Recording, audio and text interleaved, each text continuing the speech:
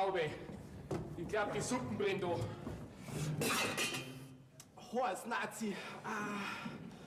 Das ist aber auch keine Arbeit für ein Mannsbild. Überhaupt ist das viel zu wenig Suppen für 3 ausgewachsene Mannsbilder. Das werden wir gleich haben.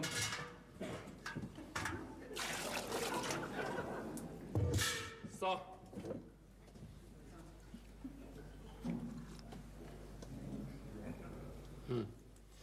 Schmeckt rein nach gar nichts. Ich habe ein bisschen Salz rein. So. Ja.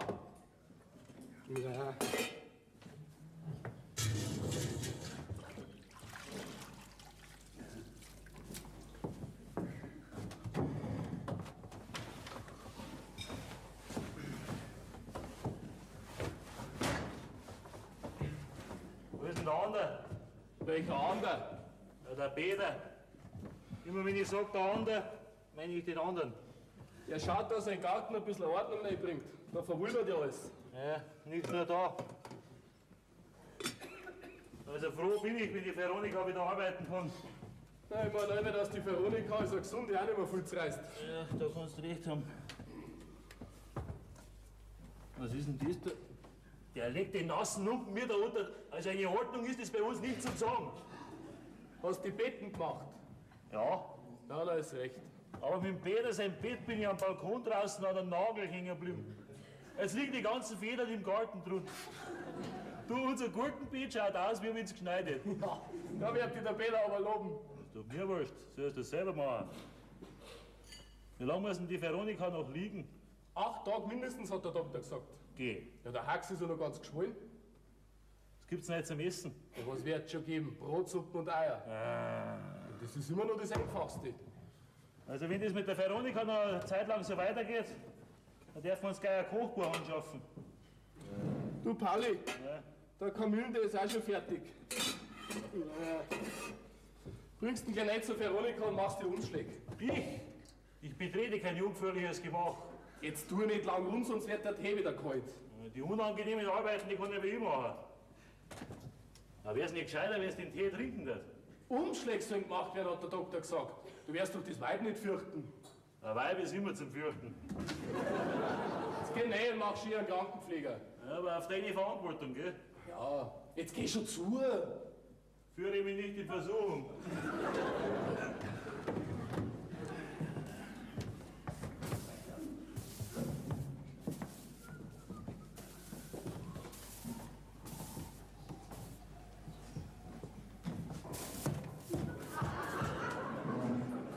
So, die Hausarbeit war auch wieder gemacht.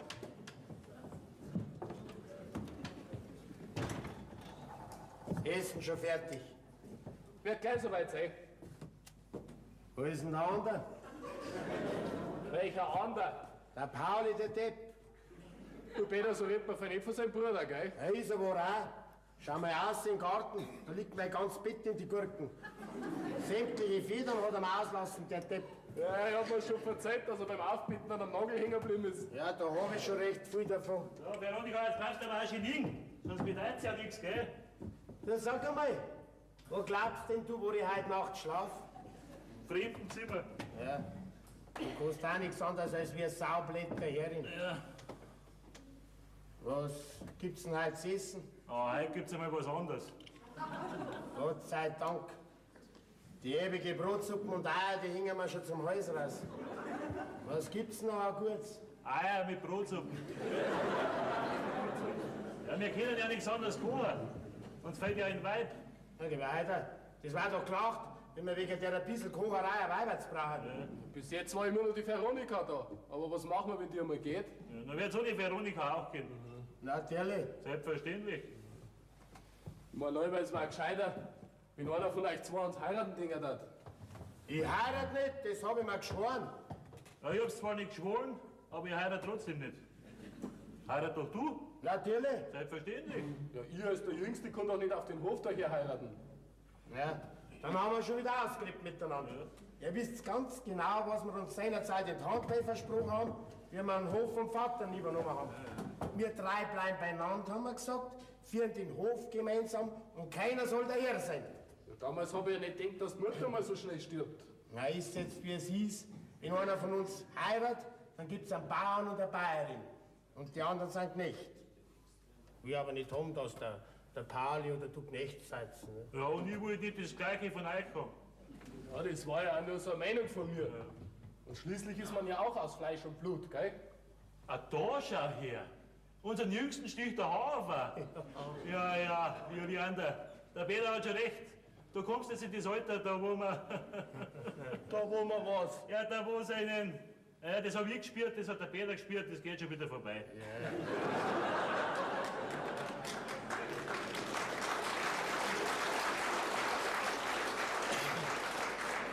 Weißt du, Juliander, du musst noch immer an das schöne Bibelwort denken und da gingen ihnen die Augen auf.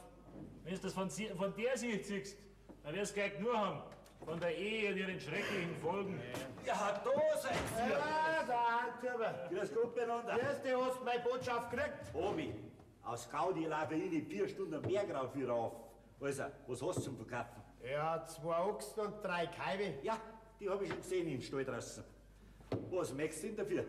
8.700 Mark. Oh, Das ist ein wunderschönes Viech. ja, 8.700 Mark ist ja auch ein wunderschönes Geld. Nicht?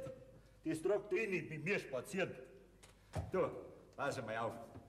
Ich komm nächste Woche rauf und dann bringe ich dir die 8.000 Mark.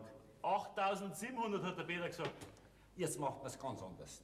Jetzt zahle ich euch 8.200 im Bar. Jetzt hat er es auf einmal dabei. Also das geht auf gar keinen Fall. Das Äußerste sind 8.400. Sonst können wir ja nicht teilen, da kommen eine Bruchziffer raus. 8.200 im Bar, habe ich gesagt. Ja?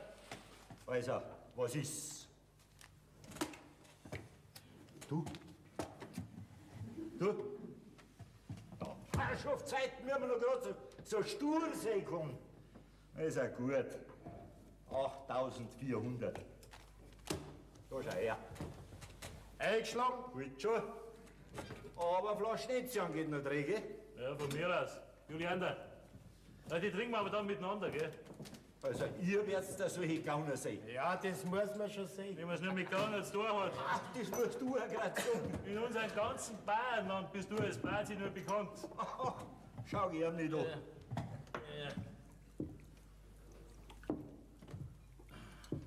Also nachher, Prost. Prost. Was?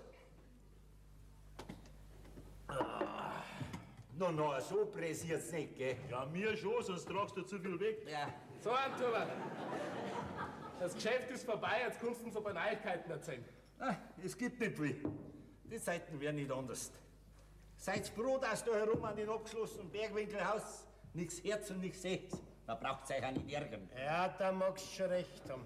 Ja, ein bisschen einspinnig ist halt euer Leben da herum. Ah, das ist nur, bis man es gewohnt ist. Und wir sind's gewohnt, gell, Peter? Natürlich. Selbstverständlich.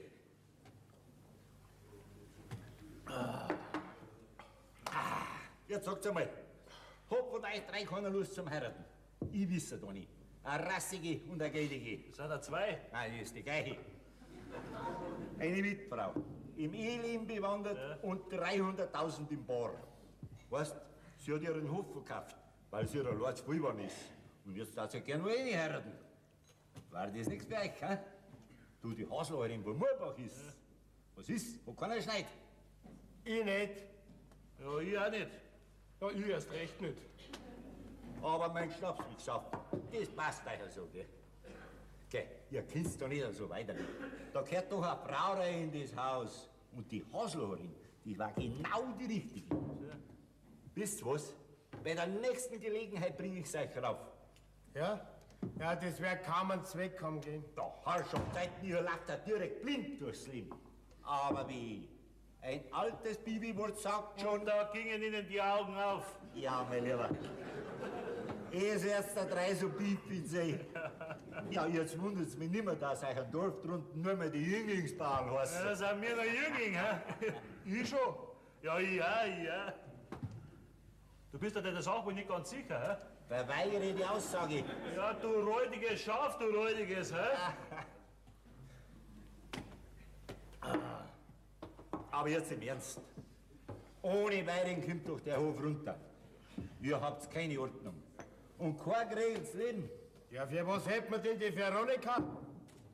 Geh, was willst du mit der Veronika? Mit der eine Beißzunge? Du, geh! Dir gebe ich eine Beißzunge! Du Hami, du Gottloser, du! Das lass ich nicht zu, dass du deine Bayerin reingekommen bist. Du meine Buben nicht verführen. Du Judas, du hinterkünftiger, du! Veronika, da musst du liegen bleiben. Liegst da, ich bleib da! Grad dir hin. Da sitzt die her, bevor du die ganz Krankenhaus schlagst. Wie ich den sein Stimm gehört hab, hat's mir schon graust.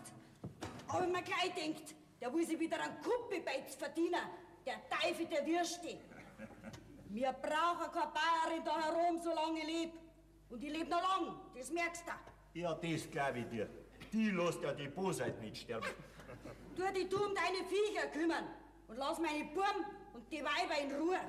Herrgott, sagsen die, bin halt mir der Hax nicht gar so weh, du dat. Jetzt geh halt wieder rein in dein Bett, Veronika. Du musst am Doktor schon ein bisschen folgen und liegen bleiben. Ja, hast ja recht.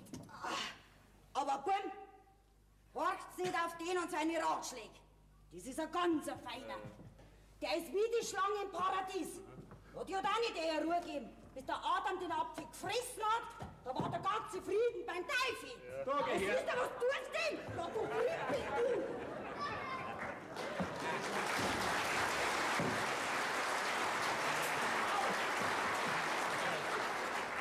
Hat das gehört? Ja. Jetzt hat's aber nicht gewischt. Ja, mein lieber Juli, du, die hat ja im Maul wie ein zweischneidiges Schwert. Ja, die war schon immer eine scharfe. Ja. Siehst du, Antwerper?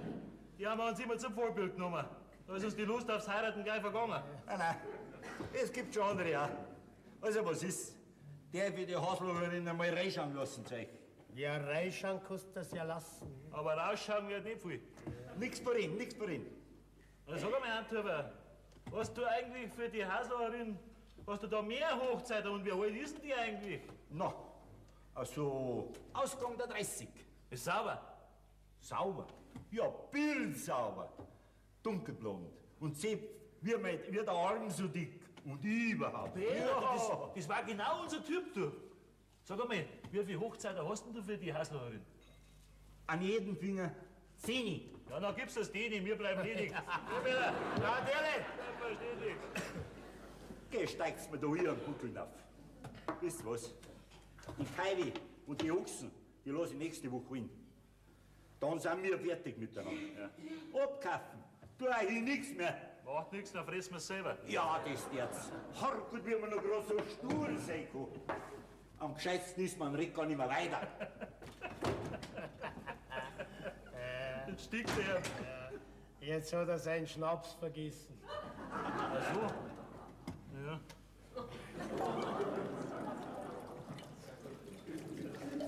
Vorsicht, ist die Mutter der Weisheit. Ja.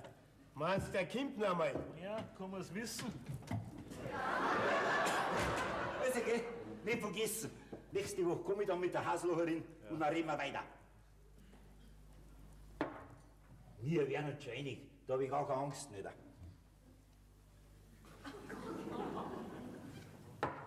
Und in einem Jahr ist die Bayerin da herum. Da mache ich jede mit. Also, servus miteinander. Bitte. Antwerper! Ja? Komm noch mal rein.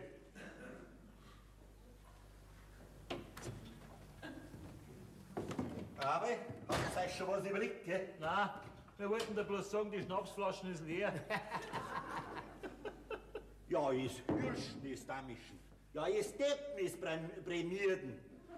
Also, bis nächste Woche, Freunde. Dieser Antwerper. Der lasst nicht aus mit seiner Witfrau. Ja.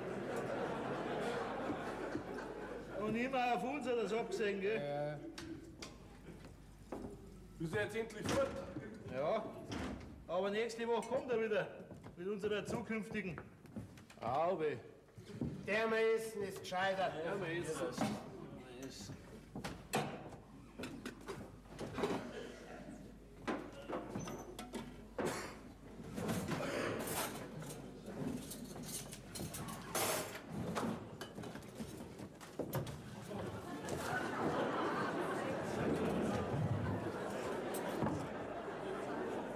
Kannst du nicht warten, bis der Tisch gedeckt ist?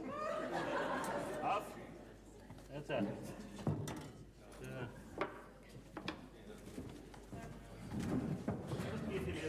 her. Sag's ja, Brot sagt man auch, mir hängt schon zum Hals raus. Du. Wer hat denn überhaupt die Eier gekocht? Ich? Sind ja steinhart. Was? Du weißt ganz genau, dass ich keine hartgekochten Eier mag. Aber was kann ich nicht dafür, wenn die nicht weich werden? Du hast mindestens eine Stunde kochen lassen. Ja, du bist schon ein Volltrottel. Na, heiratet doch du die Haslerin, vielleicht kann der die weiche Eier kochen.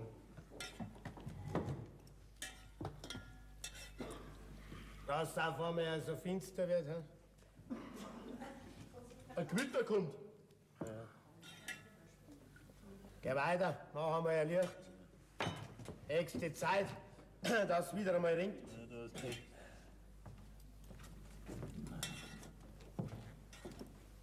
Auwe, das wird aber scharf. Ganz Schwefelgelb hängt's drum. Peter! Was willst du denn, Veronika? Ja, da schreit irgendwo ein kleines Kind. Was schreit? Ein kleines Kind. Ja, du spinnst ja. Habt ihr das Kindergeschrei nicht gehört? Gell, Veronika, wo soll denn da auf einmal ein kleines Kind herkommen? Jetzt tu wieder schön schlafen. Gute Nacht. Ob die Vierwart hat? Wir kamen die sonst auf die Schnapse, die mit dem Glauben. Ja, jetzt kommt aber nachher, du. Ja, wenn es nur nicht hagelt.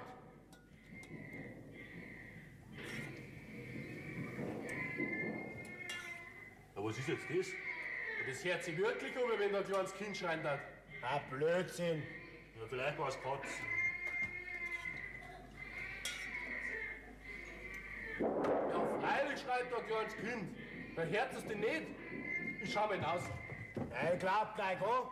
Die Veronika hat uns alle drei angesteckt mit ihrer Fantasie. Okay, jetzt haben wir es doch ganz deutlich gehört. Nix haben wir gehört. Gut, dann haben wir nichts gehört, dass du recht hast. Ja, wer kann denn sonst da ein kleines Kind aufen? Vielleicht hast du Stoff verloren. Da schaut's her. Was ich hab. Was hast du denn da? Ja, ein kleines Kind. Was ist gefunden? In der Mutter Gottes Nischen draußen ist Kind. Hey, Dann haben wir also doch recht gehört.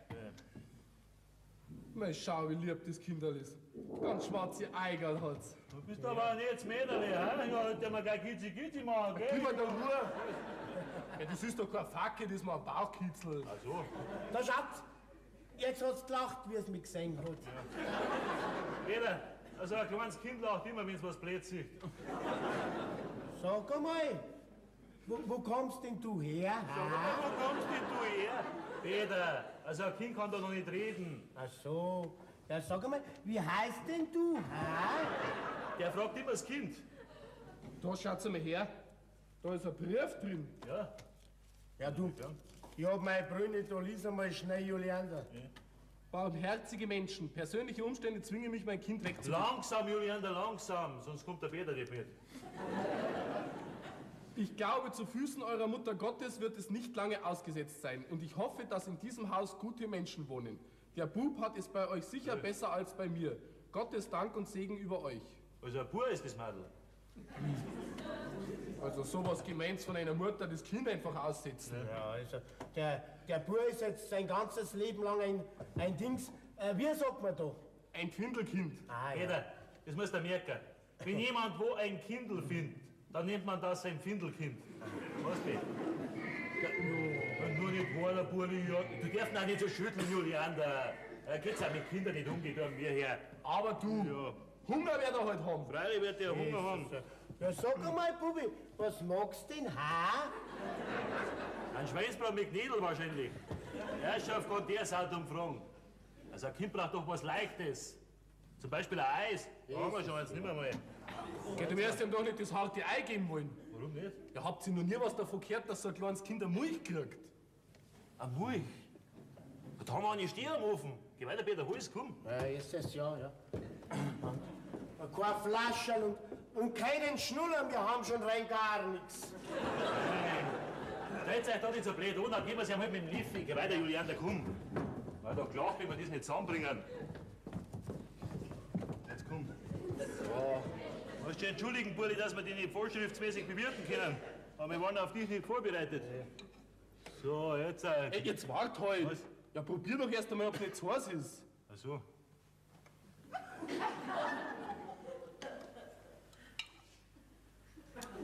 Ja, was ist?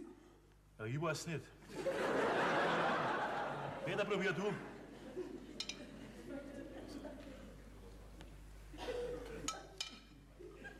Ja, was ist denn?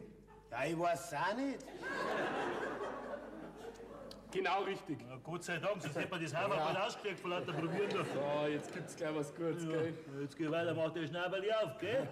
Sieh das doch nicht so hin. Du schützt ihm doch alles übers Gesicht. Hey, das ist das erste Mal, dass ich ein Kind fordert. Na, da schau, ich werde der gezuzelt. Ja, da darfst du auch zuzeln, wenn du einen Hunger haben darfst, gell? Ja. Einen Appetit hat der. Und wird ja strampeln. Also, die Nasen müssen wir noch ein bisschen putzen, da bleibt aber Milch hängen. Ey, halt nicht so grob. Ja, aber die Milch hängen bleibt dran. Jetzt geh weiter, gell? Ja, da schau, jetzt mag er nichts mehr. Nein, jetzt speibt das wieder aus. Na ja, so ein kleiner Zwacker geht auch nicht so viel rein wie in unser eins. Was willst denn, Veronika? Jetzt schreit das kleine Kind schon wieder. Ja, das wissen wir schon. Ja, wo ist denn? Da bei uns heraus in der Stube. Ja, Was? Da hab ich da richtig gehört. Genau. Sowas. Ja, sagt's einmal, wo kommt denn das her? In der Mutter Gottes Nischen draußen habe ich es gefunden. Ausgesetzt hat's eine. Geh weiter. Ja, aber was willst du denn jetzt machen mit dem Kind? Ja, wir können es doch nicht abhalten. nein, das wird nicht gut gehen, weil uns die Ernährungsmöglichkeiten fehlen. Ja, wir drei können nicht stillen. Und bei dir wird es das Gleiche sein. Ah, geh weiter, du. Ich zieh gar keine fremden Kinder auf. Das war sowas. Tag und Nacht, keine Ruhe. Auf die Straße können wir es nicht wieder auslegen. Da geht's jetzt ganz einfach morgen mit dem Kind zum Herrn Pfarrer runter. Der wird schon sorgen dafür. Ich hab nun ihre Kinder aufgezogen. Ich versteh's auch nicht. Und ich will's auch gar nicht lernen. Traurig nur von einer Mutter, dass ihr Kind einfach hergibt. Und andere Leute müssen drunter leiden. Pfui Teufel! Jetzt eine barmherzige Schwester werden sie. Hätt's geheiratet, da war jetzt jemand da zum Kinder aufziehen. Ich bin nicht die geeignete Person dafür. Im Dorf drunten wird sich schon jemand finden, der mehr Zeit hat, als wir da herum. Gute Nacht. Nacht, Veronika. Du dir vielleicht Haare auf die ziehen, du. Ja. Und so wird jedes Weib im Laufe der Zeit. Da hast du mich.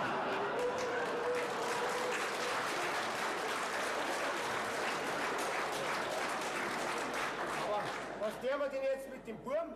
Also vorläufig bleibt der Bub mal da. Hey, unser Jüngster fühlt sich da schon als Vater verpflichtet. Ja. Ja, also ich hab das Kind gefunden. Also geht's nach mir und nicht nach der Veronika. Oha, da haben wir auch noch ein Wörtel mitzureden. Du, gell? Wir sind Brüder, da wird der Funk geteilt. Ja, die Veronika hat ganz recht. Ich gehe gleich morgen zum Herrn Pfarrer und dann verzeih ihm die ganze Geschichte. Ja, was meinst du, was der Pfarrer mit dem Kind machen wird? Ja, mei, eine Pflegestelle würde auf Gemeindekosten suchen, Ja. wenn das nicht gleich in ein Waisenhaus tut. Man schaut's mir gut, dass er schlaft. Ein Glück, dass er nicht versteht, wie um sein Leben verhandelt wird. Pauli, doch schade, wenn der Bub in ein Waisenhaus müsste. Ja, das wäre wirklich schade, du. Weil das wird einmal ein strammer Burstel, den sie in 20 Jahren von mir stehen, mit seinen rabenschwarzen Augen. Du, hinter dem werden die weiter her sein, wie der Teufel hinter der Halmer See. Ja. Also wenn wir den Burm jetzt behalten könnten. Geh weiter, das können wir doch nicht. Ausgeschlossen. Oder? Ja, ich meine ja bloß, wenn wir ihn behalten könnten, Was dann? dann müsste der Bub Juliander heißen. Ja, was sie ja für ein Kraut raus tut, Pauli, gell? Nein, Peter! Also gut, Juliander, Pauli und Peter. Und pass auf, Peter, wenn du morgen runtergehst zum Pfarrer, dann sagst du ihm, dass wir den Burm auf Juliander, Pauli und Peter taufen lassen wollen. Ja, und wir drei, wir machen die Taufpaten. Ja, und dass er richtig und bei anständigen Leuten erzogen wird, dafür sagen wir auch noch. Ist euch das recht so? Natürlich. Ja, selbstverständlich, gell? Ja, Pauli, gell? Und du?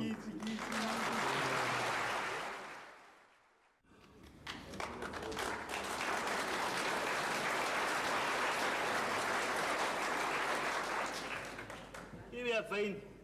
Da wär ein Schlecker, meine Brüder. Veronika, Ja, was soll ich denn zu der Kartoffelsuppe dazu machen? nix. Das ist das Einfachste. Was kriegt der Kleine? Dem kochst der Mehlmus. Was ein Mehl muss? Da, verrick. Wie macht man denn das? Ja, dann nimmst du ein bisschen Mehl, Milch und einen Zucker und verkochst das miteinander. Das wird mir zu viel, das muss ich mir aufschreiben.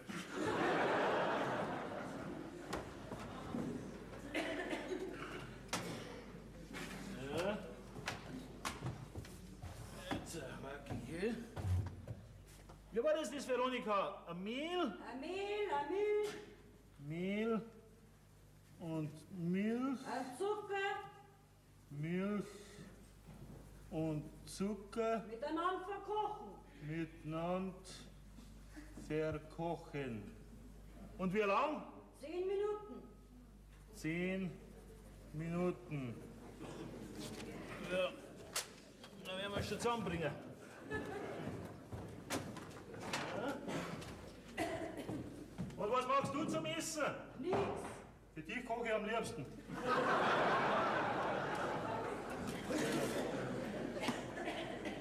Mehl hat's gesagt, ja.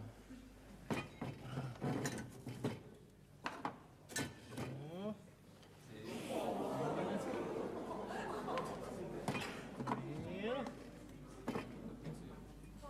Und der Milch. So. Milch. Zucker.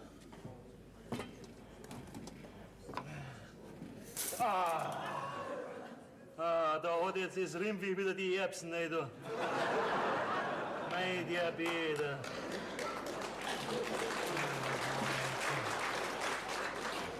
Ach, die lasse ich auch drin, die kochen auch mit. Wo hat jetzt der wieder einen Zucker hin? Ja, vielleicht beim Grieß. Ja, genau.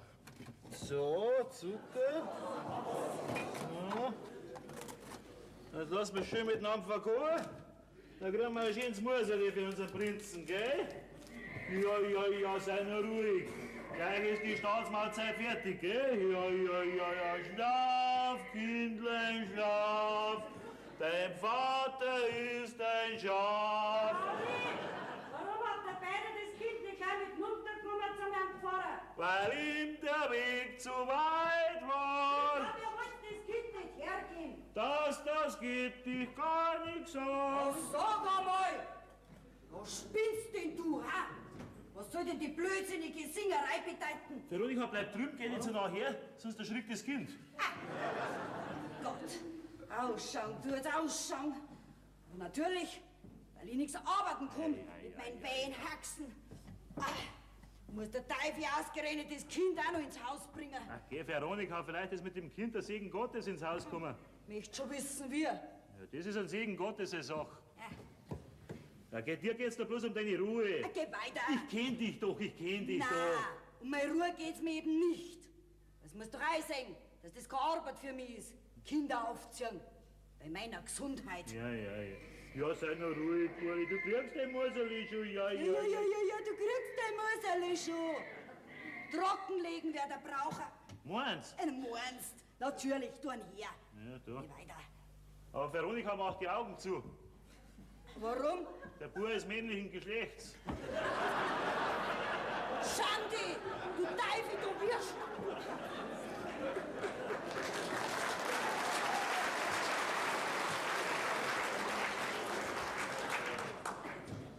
Die Jungfrau bald beleidigt. Bin ich neugierig, wann das Muss wird. Grüß dich, Pauli. Grüß dich, Juliane. Was macht denn unser Kleiner? Den geht's gut. Der wird von der Veronika trocken gelegt. Aber das müssen wir auch noch lernen. Ja, ich geh dann nächste Woche runter und lass mir von der Hebamme einen Unterricht geben. Ja, das kann was werden. Ja, warum nicht? Und der Peter nur so lange ausbleibt. Jetzt ist schon 4 Uhr und er selber noch nicht da. Vielleicht war der Pfarrer nicht gleich da. Oh, hab ihm zuerst schon aus der alten Lein doch ein paar Windel geschnitten. Da schau her, Juliana, hast du einen Prinzen? Na, Bierwein, wie gefällt's dir denn bei uns herum? Ja, dem gefällt's gut. Bis jetzt hat er noch nichts gesagt, dass er ihm nicht gefällt bei uns. Ich hab euch ja immer noch im Verdacht, dass ihr das Kind nicht mehr hergeben wollt. Ihr habt vielleicht gar nicht im Sinn, die Haselherin zu heiraten, die der Antuber raufbringen will. Alles wegen dem Kind. Komm, tröst dich, Veronika. Wir heiraten weder die Haslacherin noch eine andere. Genau. Und für den Burm, da suchen wir einen schönen Pflegeplatz. Ja. So haben wir das gestern ausgemacht. Gell, Pauli? Na, freilich. Wirklich? Ja, wirklich und wahrhaftig. Oh, Dann bin ich schon froh. Ich hab schon Angst gehabt, ich muss aus dem Haus wegen einer Bayerin. Papa ist schon arg gewesen. Nach so langer Zeit noch mal unter fremde Leute. Geh, Veronika, das glaubst du doch selber nicht. Ja. Unser Herrgott, der wird schon richten. Ja, leg dich nur wieder rein ins Bett. Ja. Weil die lamentiert drum beten. Ich glaube ja, die hat mehr Angst vor die Weiber wie mir. Ja, jetzt ist er friedlich. Du, aber vor ein paar Jahren war die ganz schön resch. Du, die bin da Bayerin wollen wir auf dem Hof. Da dürfen wir bloß noch nach Kommando essen und schlafen. Leander, Ja? schau mal her. Hab jetzt in Kerbi was reingelegt, gell? Weißt, dass er nicht immer so umeinander liegt. Der Kleine. Dankeschön, Veronika. Oh, bitteschön. Das sind ja ganz neue Töne von der Biskuit. Ja, jetzt hat er ein feines Betterli, der Burli, gell? Ja, da legt sich der Onkel gleich selber rein zu dir, gell? Ruhe! Was? Der schlaft doch. Ach so. Was gibt's denn heute überhaupt zum Essen? Ah, heute gibt's was Gutes, heute wird's schauen. Ja, du. Also das ist einmal eine anbrennende Kartoffelsuppe. Wieso anbrennen? Ja, weil man's riecht. Ein Geschmack, du musst das so rühren. Ja, Pauli, hast du heute zur Feier des Tages einen Kuchen gemacht? Der redet kein so ein Blödsinn. Da ist doch das Mehlmus für den Kleinen drinnen. Der Pauli, unser Chefkoch. Mein Lieber, du, dein Mehlmus, das schaut aus wie ein Gugelhupf. Sagen wir gleich nicht, dass das nichts wird. Na, was geben wir jetzt den Kleinen, wenn er aufwacht? Da muss ihm halt Veronika was kochen. Geh, hör mal bloß mit der auf. Die hat doch keine Ahnung vom Kochen. Von der ist doch das Rezept. Gut. Grüß dich. Ja, bist endlich da jetzt. Ja. Und, hast du was ausgekriegt beim Pfarrer? Ja. Ja, und was? Jetzt red halt schon endlich. Ja, hier sitzen werden wir sie dann doch schon noch dürfen. Ja, dann sitzt die hier, geh weiter. So, jetzt sitzt und jetzt red. Also, ich habe Herrn Pfarrer die ganze Geschichte erzählt und dann hat er mir einen guten Rat gegeben. Ja, was für einen? Den da. Was geht denn an? No? Hat er jetzt Dreht verschlagen? Grüß Gott. Wer bist denn du? Habt ihr es doch gerade gehört? Ich bin der gute Rat vom Herrn Pfarrer. Nur was ist mit dir? Bringst du nicht einmal Grüß Gott raus? Gib mir mal die Hand. So ist er. Hoffentlich werden wir gut Freunde miteinander. Wir zwei. Nein, wir 4. Wer ist denn der Bauer von euch? Wir alle 3. So, ja, hoffentlich ist dir auch recht, dass mir dein Bruder eingestellt hat. Ja, mei. Wir werden uns schon vertragen. Wo ist denn meine Kammer? Da. Und jetzt ziehe ich mich schnell um, dass ich dann gleich zum Arbeiten anfangen kann, gell? Jetzt ist Hauptsache, die Beine vergessen. Wo ist denn der Kleine? Da. Oh. Mei, ist der lieb. Der schlaft. Den nehme ich gleich mit. Wenn er aufwacht, dann der wir baden und frisch anziehen. Ich glaube, der braucht's. Was sagst du jetzt da dazu? Dass wir vergessen haben, das Kind zu baden. Nein, doch, die Magd. Du! Da!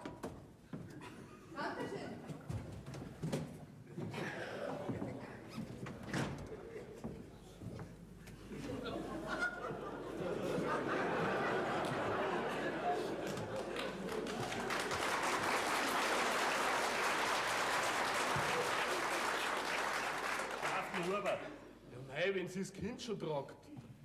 Wo hast du denn überhaupt auf drin? Beim Herrn Pfarrer? Du willst das die Geschichte nicht einmal von Anfang an erzählen jetzt. Jetzt lass da die zwei einzeln rausbetteln. Ja, also, ich habe Herrn Pfarrer die ganze Geschichte erzählt von dem Findelkind und dann hat er gesagt, das nächste Waisenhaus wäre erst in der Stadt, aber da wollen wir es lieber nicht hingeben. Und wenn schon eine Pflegestelle, warum nicht bei euch? Ihr 3 seid wohlhabend, habt einen großen Hof, viel Platz. Ja, der redet sich leicht. Für die Arbeit, da nehmt ihr euch eine junge Magd, die könnt ihr so auch brauchen. Und wer zahlt die? Ja, mir? Also mir, ja. Dann hat er gesagt, er wüsste uns ein anständiges Mädel, die gut zu uns passt und einen Platz sucht. Und dann hat er mich auch gleich schon hingeführt zur Maralin. Und die Maralin, die ist auch gleich mitgegangen. Wer ist denn die Marilyn? Da hat eine Kofferherrschaft da drin.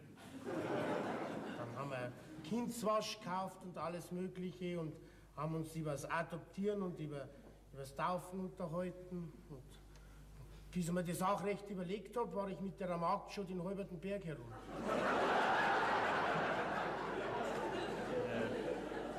Ja, geistig warst du nie sehr schnell. Hey, es ist schon so, wie es hieß. Da lässt sich nichts mehr ändern. Ich glaube, es ist schon recht, so wie du das gemacht hast, Peter. Natürlich. Ja, selbstverständlich, Peter, selbstverständlich. Ja, und für die Marilyn sind wir drei die Herren, gell? Ja. Wir geben uns gar nicht ab damit. Red nur, was unbedingt notwendig ist. Dann kommt auch keiner im falschen Verdacht. Oder in eine eventuelle Versuchung. Soll das vielleicht auf mich gehen? Nein, nein, auf uns alle drei natürlich. Jetzt schaut mal, was ich jetzt gekauft habe. Was ich gekauft hat, der Pfarrer wird es gekauft haben. Nein, ich hab's gekauft. Schauen, was hast du Schau denn? her. Ja. Du hast einen Kasperl. Ein Kasperl oder ein oder Trauer. Ein Bauau.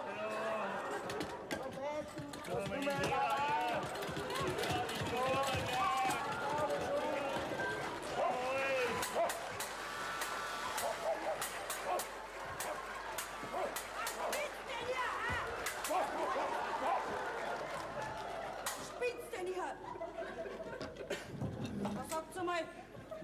Soll diese Aufführung und das Zeigen da bedeuten, dass wir das Kind abhalten? Genau das bedeutet's. Sagt's einmal, wer ist denn auf die verrückte Idee gekommen? Der Herr Pfarrer? So. Und das gefreut dich anscheinend du. Ja, das gefreut uns alle drei. Und wer soll das Kind aufziehen? Ich nicht. Ja, ich auch nicht. Die schon gleich gar nicht. Ja, und ihr erst recht nicht. Das heißt, ihr jetzt alle miteinander verrückt? Ja, wir haben unsere Temperatur heute noch nicht gemessen. Peter, Ah, ja hast denn du Herrn Pfarrer nicht gesagt, dass das bei uns herum nicht geht? freilich habe ich es ihm gesagt. Und dann hat er mir einen guten Rat gegeben. Ah, das ist ja ein sauberer, guter Rat. Ja, der ist sauber. Den schätze ich auf ungefähr 25 Jahre. Pfarrer, seid auch ein Mannsbild, der von den Kindern hinterm vor nichts versteht. Ja, der nicht, aber sein guter Rat. Ah, geh. Jetzt bin ich gleich zum Arbeiten. Ja, was ist jetzt das? Jetzt sage ich es dir zum letzten Mal. Das ist der gute Rat vom Herrn Pfarrer. Ja, dem hätte ja auch was Gescheiteres einfallen können. Grüß Gott, bist du die Haushälterin? Ja, das heißt, bis jetzt bin ich jedenfalls gewesen. Ich bin die neue Kindsmagd. Und ich glaube, wir werden uns schon vertragen. Meinst Ich mein schon. Aber jetzt muss ich für den Kleinen Mursel kochen. Wo ist denn bei euch Mehl, Milch und Zucker? ja, das musst du schon selber suchen. Ich hab mir mein Zeug auch selber suchen müssen, weil ich damals auf dem Hof hergekommen bin. Du gerade extra freundlich bist du fein nicht. Das ist meine Sache. Bumm! Ja? Bleibt standhaft!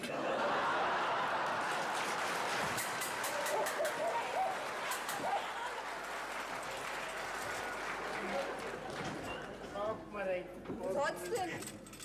Ja, mei, weißt, das ist halt ganz was Neues für sie. Jetzt hausen wir seit ewigen Zeiten zu vierter herum.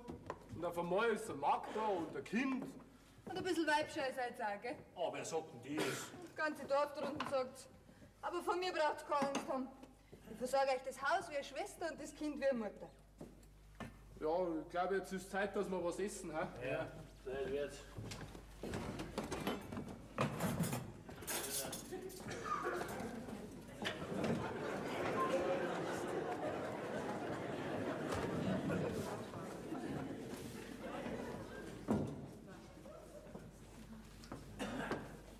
Was ist denn das für ein Saustall? Das war mir immer so. Okay. Halt. So eine Wirtschaft. Da.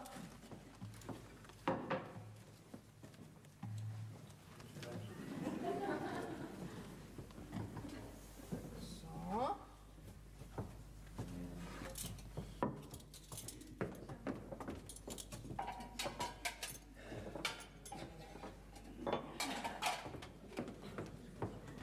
Ja, jetzt.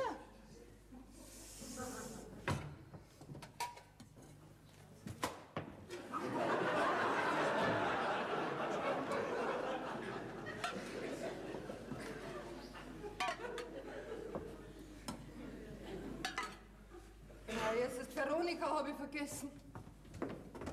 Genau. Was ist jetzt das? Nur so gewohnt. Aber nicht hier. Was habt's denn Teller? Eigentlich hat's recht. Hm?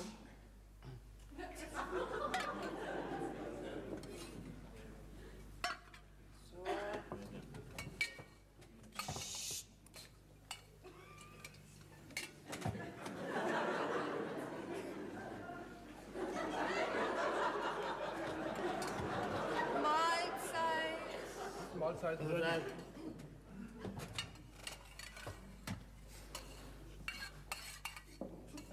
Suppen ist gut, wer hat denn die gekocht?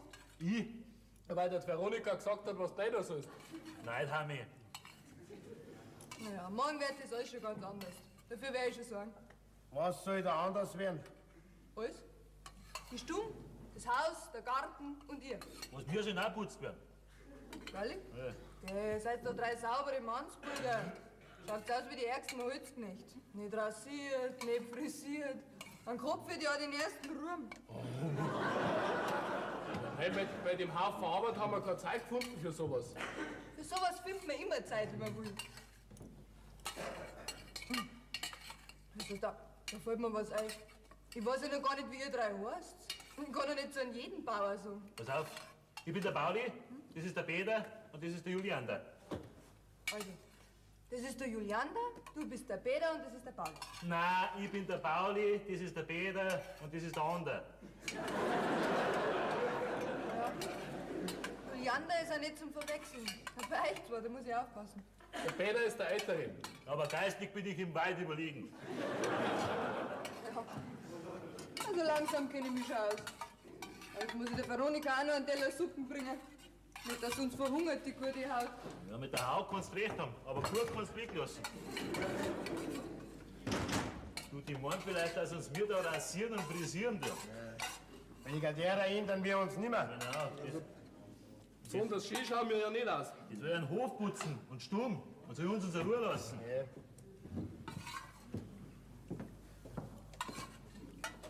Du, wo ist denn eigentlich unser Rasiermesser?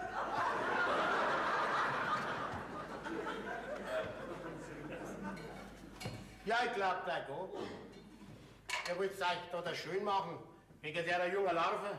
Jetzt ist kaum 2 Stunden da, dann erfolgt sie ja schon wie die dressierten Hunderl, ne? Mir? Ja. Was machst nachher du? Wenn wir da ins Gesicht einer hängen. Ach so, was? Ja, natürlich! Ja, selbstverständlich. Ja, du wirst doch nicht glauben, dass ich so blödsinnig bin, dass ich mich schön mache wegen der Larve. Genau das glaube ich. So, gell? So. Veronika ist jetzt auch ganz friedlich. Kommt noch der Junge halt mit kein Druck. War die Veronika recht grantig.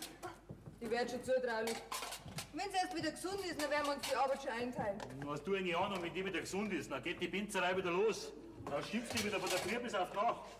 Dafür bin ich umso lustiger. Das gleicht die Geschichte dann wieder aus. Ganz gewiss, Pauli. Wir machen es uns schon gemütlich. Wirklich? Lass dich drauf. Ja, da, du meine, ich gehe lieber, hä?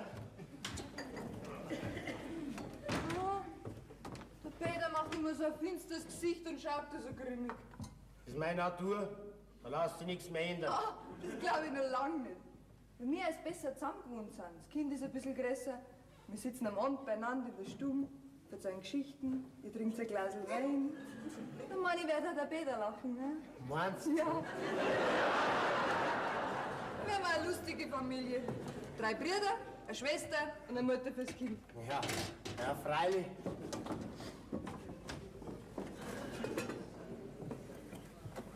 Du willst also für unsere Schwester und für das Kind eine Mutter sein. Ja, das will ich. Und ich glaube, ihr werdet schon zufrieden sein mit mir. Hoffentlich. Was schaust du mir denn so an, Juliander? Ja, weil da alles so flink von der Hand geht. Und warum? Bist du kein Flinker? Bei uns brauchst du bei der Arbeit nicht umschauen. Wir sind 3 Brüder. Und dafür ist der Hof ein bisschen groß. Und ein bisschen einsam ist er auch, gell? 4 Stunden geht man rauf. Runter geht's schneller. Ich hab dich überhaupt noch nie im Dorf gesehen. Mei, bei uns geht immer bloß einer runter, wenn wir was brauchen. Ich glaube, ich war schon ein ganzes Jahr nicht mehr unten. Du, aber auf Kirchweih, da gehen wir alle miteinander runter. Du, der Peter, der Pauli und ich. Magst Kann schon sein. du? Musst dich natürlich ein bisschen sauber herrichten. Da werden die Mädel im Dorf drunten den Kopf zusammenstecken und werden duschen. Was da für ein fesches Mannsbild am Berg herumgibt. Kann schon sein. Du, glaubst du, dass deine Brüder mal mit mir tanzen auf der Kirche? Kann schon sein. Und du? Darfst du nachher auch mal mit mir tanzen? Kann schon sein. Kann schon sein. So. Naja. Das muss ja fertig, jetzt muss ich zum Jüngsten. Der braucht auch Unterhaltung.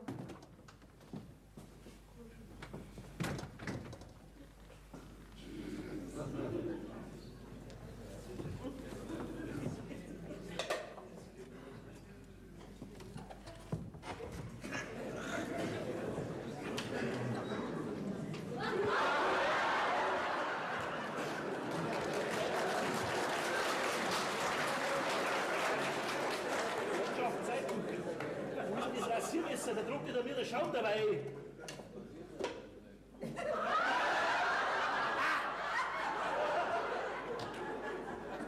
Verräter! Schwächling! Ich hätte nicht geglaubt von dir, dass du so ein Hinterkünftiger bist. Und alles wegen der jungen Larven da drinnen. Und du noch? Willst du vielleicht nicht rasieren, ha? Du, bei mir ist das ganz was anderes. Ich hab's rasiert schon immer im Sinn gehabt. Aber bei dir sind das revolutionäre Liebesgedanken. Aber gut, ich bin der Jüngere, ich räume das Feld. Kannst das du heiraten? So ein Schmarrn. Ja. Denn genauso wenig ans Heiraten als wie du. Warum hast du dann rasiert wollen, hä? Der pure Zufall. Ich hätte mich halt sowieso rasiert. Ach was. Ja, Eine gute Ausrede ist $3 wert, gell? Aber eins kann ich dir sagen. Ob du deine Drahtmatratzen im Gesicht hast oder nicht, deshalb hast du keine Chancen. Du nicht. jedenfalls sind wir bis jetzt nur eingeseift, aber noch lange nicht rasiert. Wenn ich das Rasiermesser nicht finde. Er ist nicht da drin. Nein. Du, vielleicht hat's der Juliander. Du wirst doch nicht sagen wollen, dass ich dich auch rasieren will. Das wäre der reine Treuebruch. Rasierst du nicht mehr? Nein, damit du nicht sagen kannst, ich mach's wegen derer da. Damit du das Gleiche nicht von mir sagen kannst, schließe ich mich an. Peter? Ah, Wir zwei bleiben die Alten, gell? natürlich. Selbstverständlich.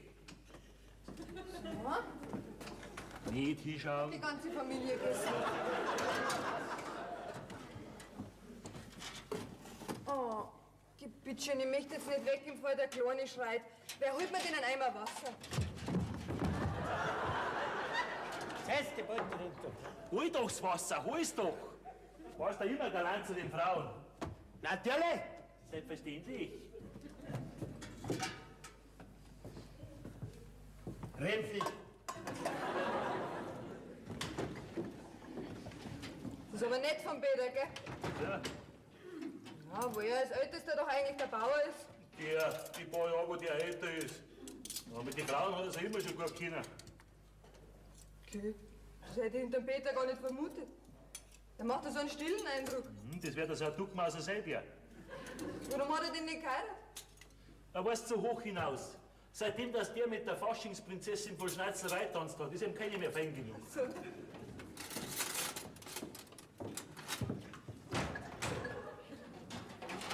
da, Marilyn, ein quellfrisches. Dankeschön. Morgen mache ich dann schon alles selber. Aber heute bin ich halt noch ein bisschen fremd am Hof. Okay, jetzt brauche ich noch was. Ein paar Scheideln Holz. Hast du nicht gehört, der Holzbrat, geh weiter, geh zu. Ja, im Fall bei der Nachbarn der Milch warm machen müssen. Ich Pauli, ich bin ein alter Blockgeist. Okay. Weiter, Pauli, was ist denn? Geh doch. Bist du früher Reibe gelaufen, wenn der Jungsmadel was so geschafft hat? Geh weiter, komm. Herrschaft, das passiert doch nicht so. Gemeiner Kerl, du gemeiner, du. Ich hol's schon, gell? Dankeschön. Ihr seid aber wirklich sehr gefällig. Ja, ja. Vor allen Dingen der Pauli. Du kannst mitten bei der Nacht aufwecken. Da läuft er mit einen stundenlang. Vorausgesetzt, dass ein Jungsmadel im Spiel ist. Okay, das hätte ich mir gar nicht gedacht. Warum hat er denn nicht geheiratet? Der hat sein Fernsehen schon abgestoßen. So, ein ganz trockenes habe ich gebracht. Dankeschön. Okay? Wir kochen euch morgen auch was extra kurz. Was soll es denn sein? Ja, ich hätte am liebsten. Mir ist gleich. Mir auch. Und der Juliander? Der ist das Gleiche. Ihr seid gut. Ah ja, ich weiß schon daran. Ja. Ah Jesus, jetzt wandern wir, ich sei nur Startpulli, ich komm ja gleich, bin gleich wieder da, gell?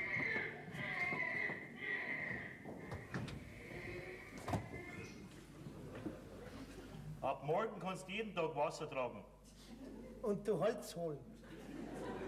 Du musst dich aber schön rasieren, sonst machst du einen schlechten Eindruck. Nein, nein.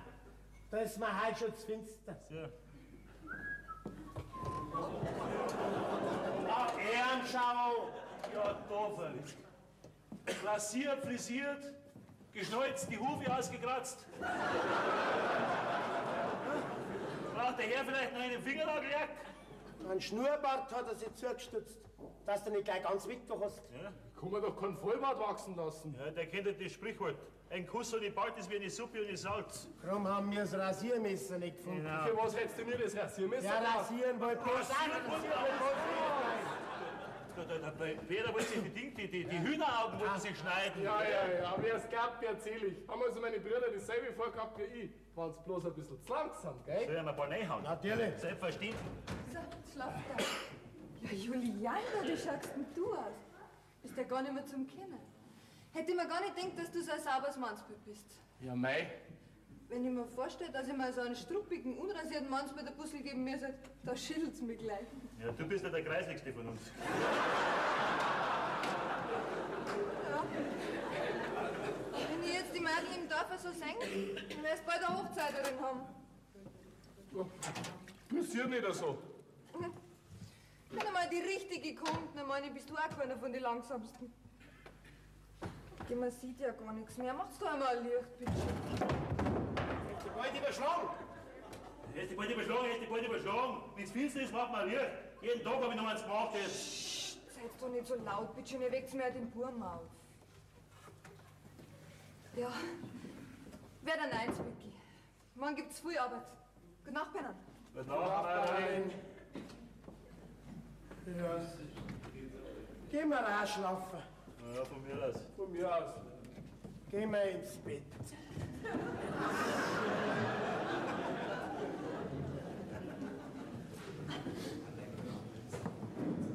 Gute Nacht.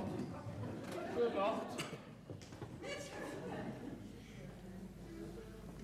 Schlafen wir heute da? Er hätte sich doch da ein bisschen hinsetzen können. Zu was? Zum Zeitung lesen zum Beispiel. Zum Beispiel haben wir schon 2 Jahre keine Tageszeitung mehr, weil der Postbote bloß alle Woche mehr raufkommt. Ja, no.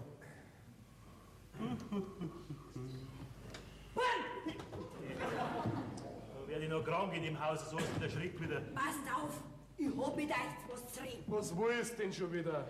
Sei du nicht so vorlaut, gell? Eingefallen ist mir was. Ja, was denn? Ich sag euch was. Mit dem Mädel, mit ihrer Maralin, da habt ihr einen guten Fang gemacht. Die ist tüchtig, fleißig und arbeitsam und hätte so das richtige Zeug zu einer guten Bayerin. Ja, du wolltest mir sagen, für eine Haushälterin. Na, das wollte ich eben nicht sagen. Sie ist jung und sauber. Ja, das kann doch leicht sein, dass sich einer von euch in das Mädel verkauft. Lach halt auch, oder?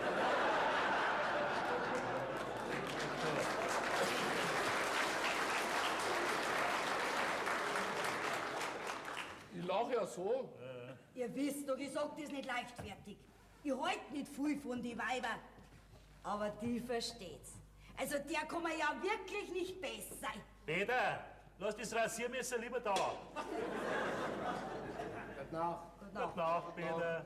Schaut's, mir war's ja so auch recht, weil ich hab ja Stütze an dem Mädel. Ja, aber ich fürchte halt immer, dass bald ein Krieg geben wird. Ja, denkt's? 3 Mannsbrüder und dieses junge Ding unter einem Dach. Drum mein ich, es wäre das Gescheiterste. Wir gehen ins Bett. Gute Nacht. Schaut du und die Maralin, ihr gabt ein schönes Paar ab, Juliander. Pauli, lass das Rasiermesser lieber da. Gute Nacht. Gute Nacht. Schau, Juliander, du bist doch noch jung. Und ich möchte nicht, dass du dasselbe einschichtige Leben führst wie deine 2 Brüder, der Peter und der Pauli. Ja, Veronika, ich kenn die ja gar nicht mehr. Ja, schau, Juliander, der Hof ist groß und ich werde einmal älter. Und da braucht ihr halt eine Hilfe.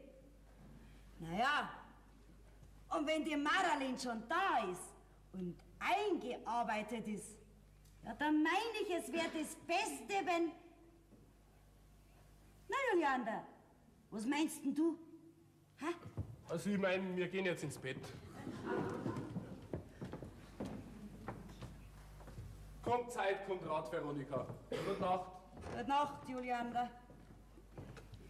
Der Rat kommt nicht von selber. Da muss ich nachhelfen.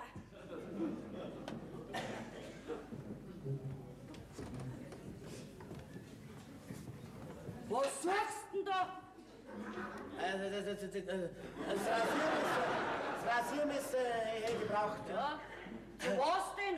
Die Hühneraugen wollte ich mir schneiden. Lass das sein, Peter. Das ist eine gefährliche Geschichte, die Schneiderei. Dafür gibt's Salben, Tinkturen und Pflaster. Ja, aber für die Hühneraugen ging's so am schnellsten. Und ich verbiete das. Gute Nacht. Noch?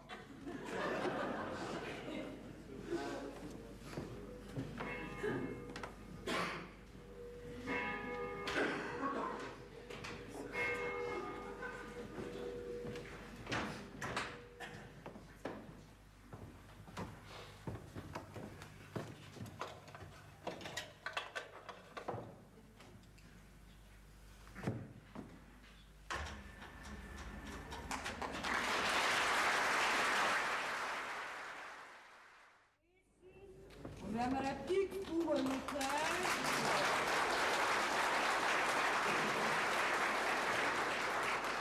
und glaub mir's noch, Maralin, alle drei sind in dich verliebt.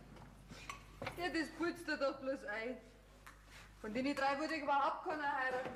Die haben sich doch gegenseitig versprochen, dass sie ledig bleiben. Ja, das kann schon sein. Aber wenn dir jeder heiraten kann von denen drei, da der jeder auf sein Versprechen pfeifen. Du weißt ja gar nicht, ob ich einen mechert von denen. Immer du. 3 Wochen schau ich dir jetzt zu. Und ich sag das ins Gesicht. Du bist verliebt in einen von denen drei. Den Namen, den brauche ich dir ja nicht erst sagen. Ne? Oh mei, das nutzt ja doch nichts. Ja, hat er noch nichts gesagt, dass er dich auch gern hat. Der redet nichts. Ja, war immer schon stiller, der Juliander. Aber brav und herzensgut wie sein Vater. Oh mei, das Reden nutzt ja nichts. Er weiß, dass er nicht heiraten darf wegen seiner Brüder, also hat ja alles keinen Wert. Ja, weißt, das sind halt 3 Eisbären. Zu denen müssen die Weiber kommen. Na, das kann ich nicht. Alles kommen, wenn man will. Ich geh jetzt Dachsnacken, gell? Und wer ist das sehen, Maralin? Es wird noch alles gut bei uns herum. Und Madel merkt da eins. Die Männer sind Deppen. Und wir Weiber, wir sind auch mit so einer weißen Hühner.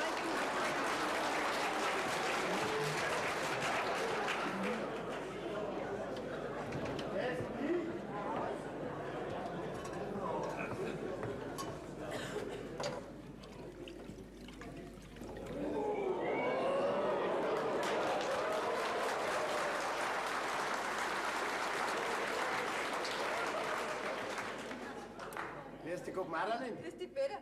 Seid schon fertig mit der Arbeit? Ja, Ist aber schnell gegangen heute. da schau. Da hab ich dir was mitgebracht. Ja, ich danke dir schön. Bittchen. Ich muss ja gleich ins Wasser steigen.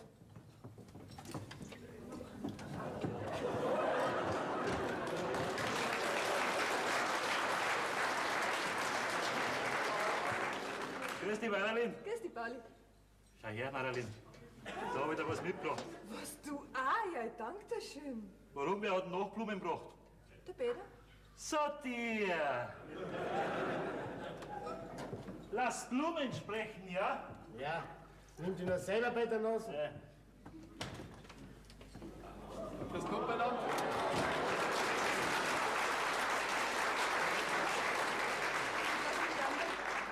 Du bist doch halber der Erste hinaus und der Letzte rein. Was das gehört? Wir zwei schlafen den ganzen Tag. Da schau, Maralin, da habe ich dir was mitgebracht. Ich danke dir schön. Nichts zu danken. Die sind aber besonders schön. Du, die sind von der gleichen Wiese wie die Uhren auch. Freilich. Sind alle 3 schön. So, ich fertig. Wollt ihr Brotzeit? Nein, dankeschön. Ich hab keinen Hunger. Ja, ich eigentlich auch nicht. Und der Julian, ne? Ja, In dem sein Alter lebt man sowieso von der Luft und von der Liebe. Da hol ich jetzt einen Krug Wein drauf, den habt ihr euch schon verdient. Nein, das braucht's nicht. Der wer trunken, wer arbeitet, muss auch essen und trinken. Aber doch nicht am Werktag. Kein Widerspruch, wo ich recht hab ich recht. Da riecht's nach Kartoffel. aber nach keinem Hölzernen. Nach einem Sommertweichen. Das hast du aber jetzt schön gesagt. Ja, du hast das bloß halb so schön rausgebracht. Also jetzt kommen wir gerade so vor, wie in einer Wirtschaft. Ja. Was anderes ist jetzt schon wie früher. Es ist doch fast wie damals, wie die Mutter noch gelebt hat. Ja. Ganz genauso. Ja, vielleicht noch schöner. Da ist der Wein. Ich setz mich mit dem Kleinen ein bisschen in den Garten, gell, dass er in die Sonne kommt. Lasst euch den Wein gut schmecken.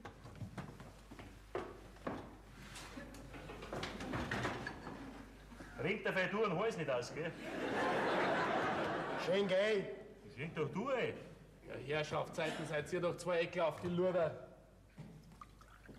Nächstes Jahr dürfen wir gleich einen Zentner Blumen zusammen kaufen. Ja, das sind dann 33 Pfund für die. Maralina hat mir gerade gesagt, ihr habt schon Feierabend gemacht. Ja, und passt's da vielleicht nicht. Geh weiter, dummes Geschwätz. Da drin, das wird er schon nicht schauen. Nein, ganz gewiss nicht. Das gut miteinander.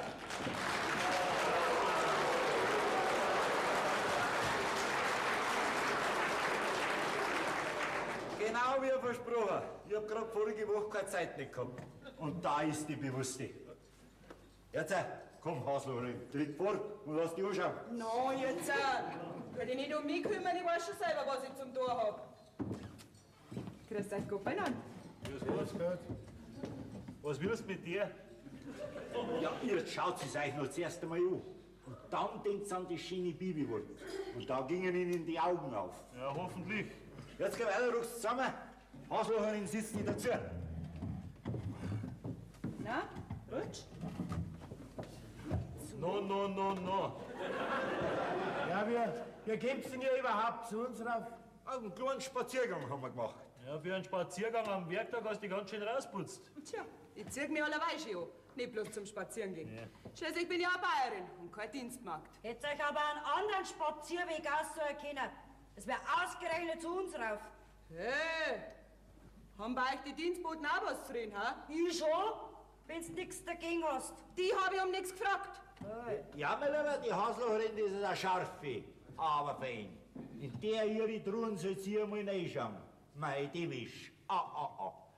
Lauter Spitzen. Eine neben der anderen. Herrschaftszeiten, jetzt halt einmal dein Mai. Nur langsam, gell? Sonst kannst du dir deinen Heiratsantrag selber machen. Warum? Willst du heiraten? Warum nicht? Allein ist im Himmel nicht schön. Einen von uns. Naja, das kommt ganz drauf an, ob wir uns einig werden. Ja. Naja, besondere Ansprüche stelle ich ja nicht. Du, wie lange ist denn der Mann schon tot? 5 Jahre? Der wäre froh sein.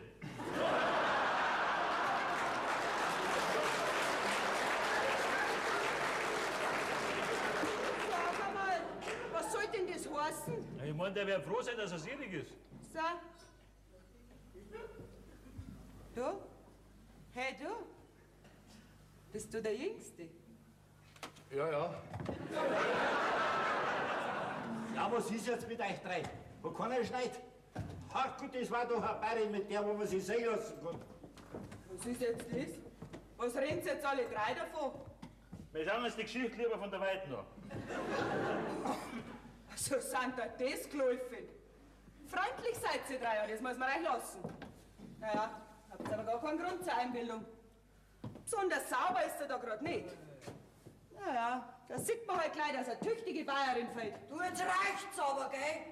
Bei uns ist noch kein Dreck erstickt. Von denen redet ja kein Mensch. Die Haslorin meint natürlich, wenn sie da Bayerin wäre, dann schaut es noch anders aus. Und das sollt ihr hier einmal ernsthaft überlegen. So einen Kinder nicht jeden Tag. Stramm, sauber, gesund und ein Geiz hat. Ja, was willst du denn hier noch mehr?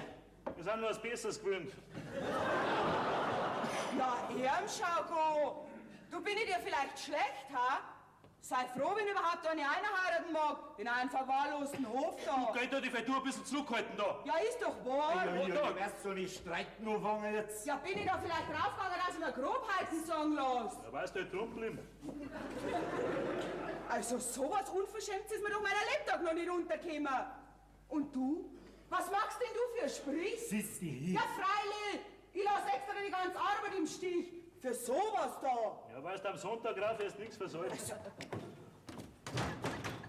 Ihr habt's Besuch. Grüß Gott beieinander. Ja, wer war jetzt das?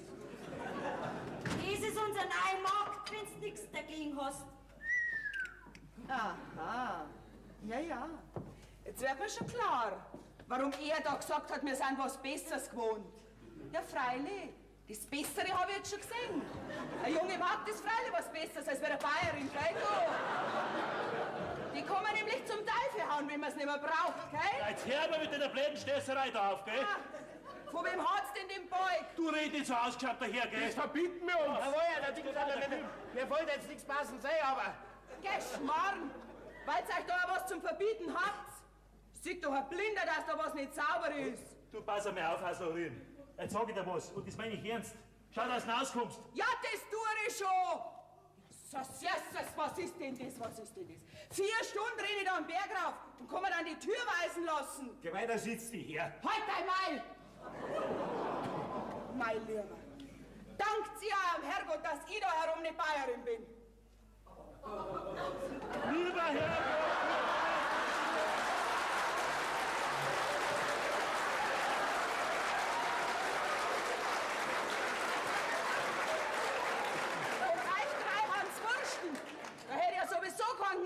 Und wenn er ja da vergold gewesen war.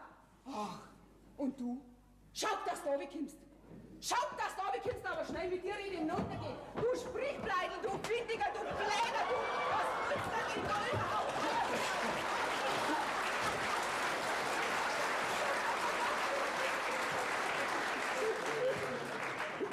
Den sag mal richtig. Muss ich gehen. Was? Überlegt es euch nochmal. Ach so, eine Bayerin kriegt ihr so schnell nicht mehr. Na, was sagt ihr jetzt da dazu? Da gingen ihnen die Augen auf. Ja? Da war halt im Maralin doch was anderes, hä? Ja, das wisst man schon selber. Ja, aber ich fürchte halt, dass bald ein Krieg geben wird. Denn so wie die Hauslocherin denkt und tritt, da gibt's viele. Wir leben da herum in Zucht und Ehren, gell? Ja, aber das glaubt doch nicht jeder. Und böse Mäuler gibt's überall. Die hauen wir jetzt drauf, dann ist gleich wieder Ruhe. Mein Lieber, ich bin da was her, dann duscht's aber. Ah, dann duscht's aber. Die ganze Rederei, warum es sonst nicht war, wenn sie heiraten tat. Heiraten? Ja, das ist nicht so einfach. Das ist nicht Kappen tauschen. Du bist schon gut, jetzt sind wir so lange ledig geblieben, jetzt sollen wir einfach mal heiraten. Da sind wir gar nicht vorbereitet drauf. Ja, was heißt denn da vorbereitet? Hier kannst du nicht ewig allein dahinhausen. Ja, und ich wär ja auch immer älter. Und da wär halt eine Bäuerin das Beste. Ja, das war jetzt ein guter Rat von mir. Vielleicht ist er genauso gut wie der vom Herrn Pfarrer, der euch das Mädel hergeschickt hat.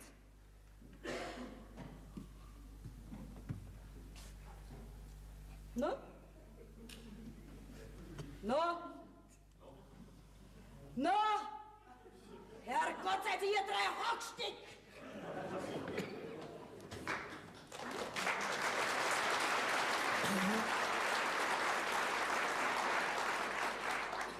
Du Peter, Ah?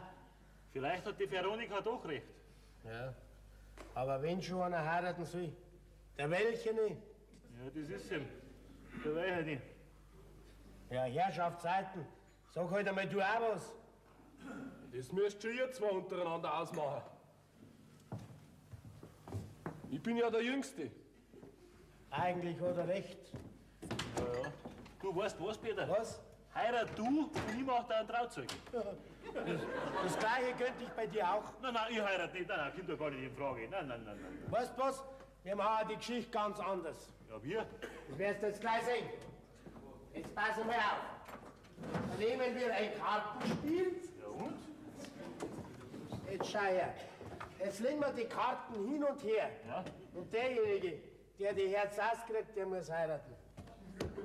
Der die Herz auskriegt, der muss heiraten. Der muss heiraten, ja. Peter, tu mir langsam. Was hast du denn auf einmal? Weißt du eigentlich, in welcher Gefahr wir uns da befinden? Gefahr hin und her, die Geschichte wird jetzt ausgehauen. Nicht so schnell, Peter, nicht so schnell. Was ist denn?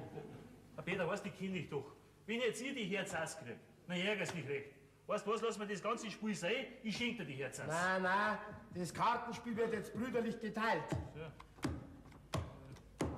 Gratuliere, Peter, gratuliere. Wunderbar, das gegangen, wunderbar. Ja. Das hätte ich genauso treffen können. Ja, aber so ist mir lieber.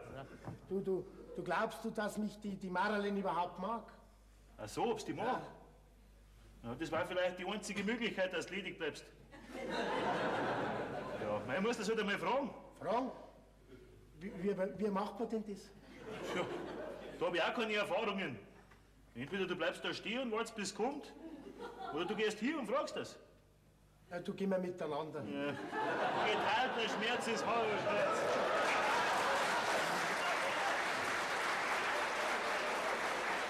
Also hier ist schon da deine Hochzeiterin. Was? Hochzeiterin? Ja, da schaust du, gell? Ja.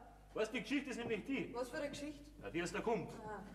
Der Peter und ich, wir haben, beziehungsweise wir hätten, wir wollten.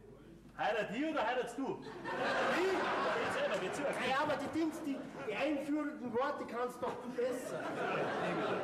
Ja. Weißt du, Madel, die Geschichte ist so. Du gefällst mir und dem Juliander so gut, dass der Peter beschlossen hat, dich zu heiraten.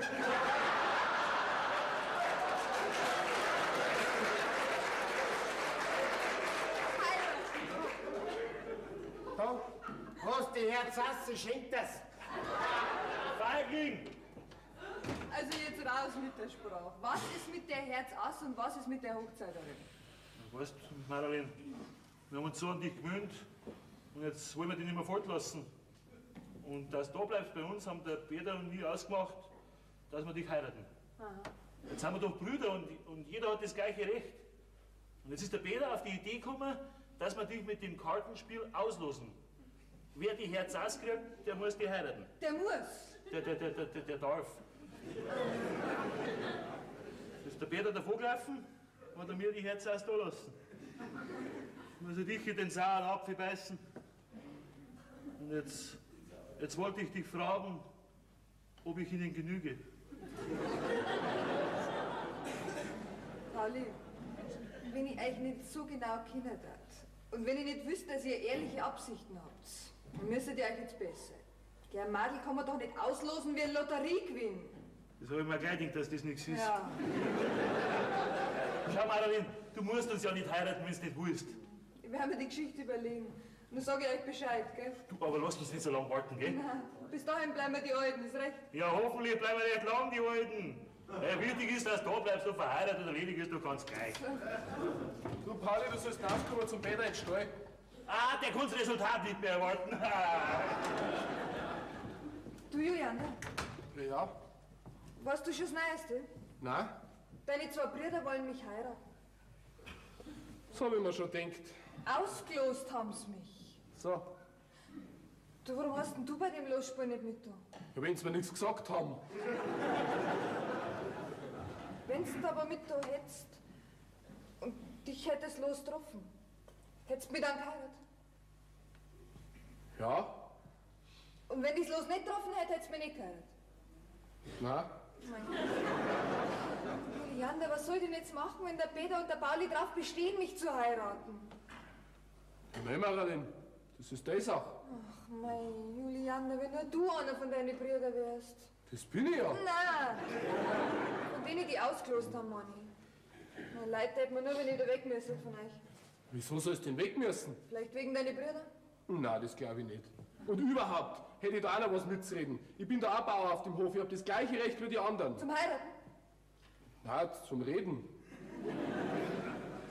Und glaubst du, dass ich deinetwegen da bleiben darf? Nein, das glaube ich nicht. Aber wegen mir müsste es nicht gehen. Ich schicke dich nicht fort. Was hast du denn, Marilyn? Ja, dann geh ich jetzt wieder. Maralin, war jetzt nicht gerade der Julianer da? Ja. Ja, Mädel, und da wohnst du. Was hat's denn gegeben? Mei. Gerade die Verkehrten wollen mich heiraten. Ja, und der Julianer? Den kannst du auf die Folter spannen und dann rettet auch nichts. Herrgott, dabei ist der Bub verliebt, dass er nicht mehr schnaufen kann. Mädel, musst dem halt du ein bisschen an die Hand gehen. Mei, mehr wie ich meine Mund eingestrichen hab, kann man doch beim besten Willen nicht sagen. Schau, Maralin, die Juliana ist am Hansbult, dem aus dem Loch rauskitzeln muss, wieder grün. Und ich darf ihn rauskitzeln. Ja, wie denn? Wie denn? Auwe. Du, sag einmal, Maralin, siehst du den Wein da stehen? Ja, ich hab mir selber da hingestellt. Was ist mit dem? Das ist jetzt die Lösung. Was? Wenn jetzt der Julianer kommt, du und ich sorg dafür, dass er kommt, dann sitzt ihr gemütlich mit ihm am Tisch zusammen und trinkt einen Wein. Lieber ein bisschen zu viel, als wird zu wenig. Du musst aber schauen, dass er mehr erwischt wie du. Weißt, der Wein, der löst die Zunge. Und im Wein soll ja die Wahrheit liegen. Und wenn's dann noch nicht so ganz reicht, ja, dann musst halt du das Nötige dazu tun. Mei, ich kann doch nicht schon wieder davon anfangen. Mädel, wenn's um dein Glück geht, da darfst du dein Schnabel weit aufmachen. Du brauchst das ja mir nicht direkt sagen, sondern so hintenrum, verstehst? Okay. Wird's das dumm in den Teufel zugehen, wenn der nicht anbeißen darf? Und der Chickenrei, da pass auf. Maralin! Oh, mein Gott. Mit dem Ansbald ist ein Kreuz. Die kann man leicht entbehren, wenn man es nicht so notwendig brauchen dann.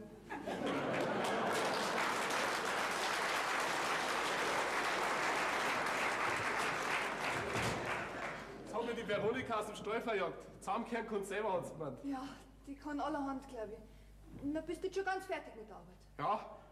Ja, das heißt, die Sensen kann ich noch denken. Na, ich mein, muss das sein?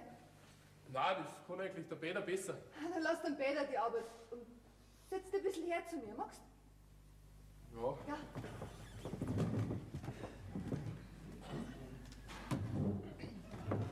Magst du ein Glas Wein? Mhm.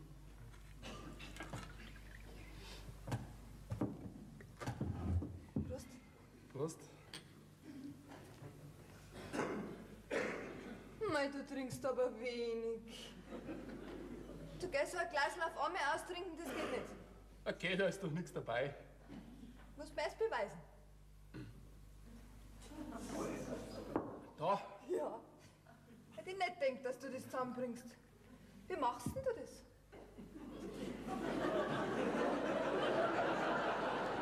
ach so, hast du das gesehen? Ja. Du weißt was? Jetzt trinken wir miteinander, ob ich das auch fertig bin. Prost. Prost.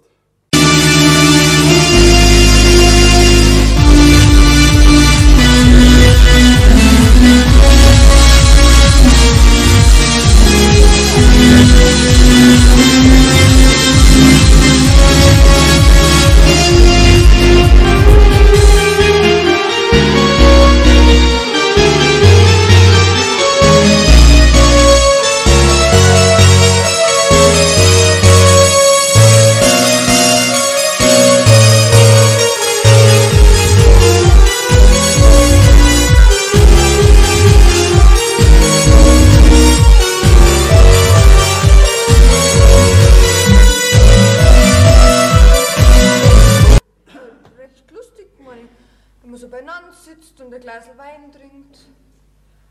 Du, Julian, darf ich mal neugierig sein? Warum denn nicht? Die Veronika hat mir gesagt, dass du verliebt bist. Ist das wahr? Ein Getränk noch mal, Julian. Warum? Mal, weil du so einen schönen Zug hast. Ist das wahr, dass du verliebt bist? Du bist zwar ein bisschen arg neugierig. Warum sagst du mir denn das nicht? Weil... Getränk noch mal, bitte. Prost. Wer ist denn noch das Mädel, in das du verliebt bist? Sag ich nicht. Darf ich raten? Mei, Marlene, das da ratst du nie. Was, Juliana? Jetzt mach mal ein Spiel. Was für ein Spiel? Heißen tut's, was tätst du machen, wenn? Ist das sowas wie blinde Kur? Genau. Du bist blind und ich bin die Kur.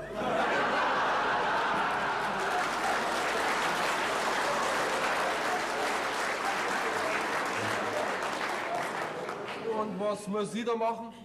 Nur blind sein, alles andere machen. Also, stell dir mal vor, du wärst ein ganz schüchterner junger Mann. Wieso?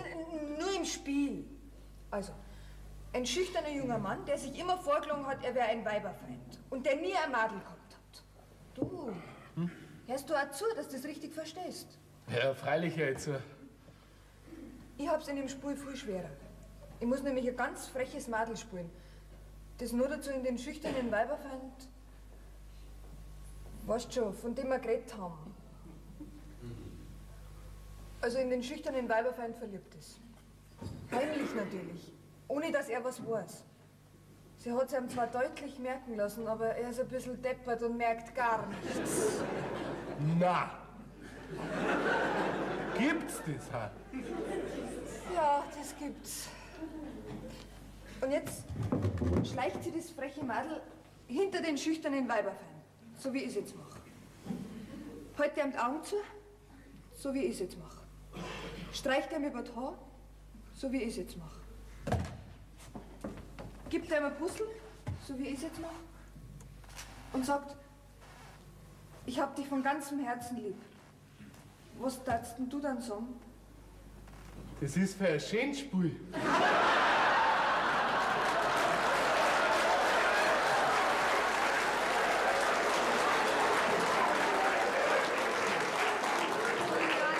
ist doch kein Spiel, das ist doch die Wahrheit. Marlene! Ist das wirklich wahr? Ja. Ja, dann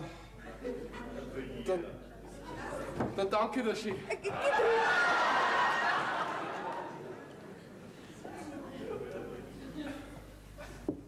Hey Marlene, ich kann dir gar nicht sagen, wie gerne ich dich hab. Du hast es auch nicht gesagt. Aber Gott sei Dank, jetzt sind sie heraus, die Bauwertel. Weißt was? Jetzt pfeife auf mein Erdteil und pfeife auf den Hof. Und wir zwei, wir gehen woanders hin. Magst? Ja, und dass wir nicht verhungern, da wäre ich schon sorgen dafür.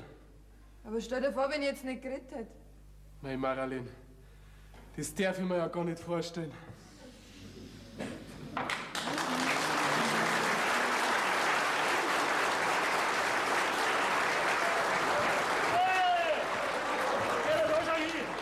Der fließt unser Braut zusammen. Geh, ihr seid uns nicht bess. Sind wir bes? Nein. Nein. Also ich sag's euch jetzt gleich ganz ehrlich. Ich verzichte auf mein Erbteil und die Marlene und ich, wir gehen woanders hin. Und den Hof könnt ihr abhalten. Okay, was ist denn da für einen Mist? Du kannst doch da bleiben, aber bis die Marlene heiratet. Wirklich? Ja, freilich. Geh bitte. Natürlich. Ja, selbstverständlich. Wally, dafür kriegst du einen Puzzle. Das wird das letzte Gewinn sein in meinem Leben. Ja. Hast du doch eins von der Veronika geben? Du, hör mal bloß mit der auf, du. Was mach ich jetzt mit der Herz aus? Schenk sie ihm, zu ihm passt's besser. Ja. Na, was ist, Marlene? Hab bei Medizin geholfen? Ja, Käufer hat's aber schwer jetzt gegangen. Aber jetzt glaube ich, muss ja frische Luft. Au! Komm lieber raus, bevor irgendwas passiert.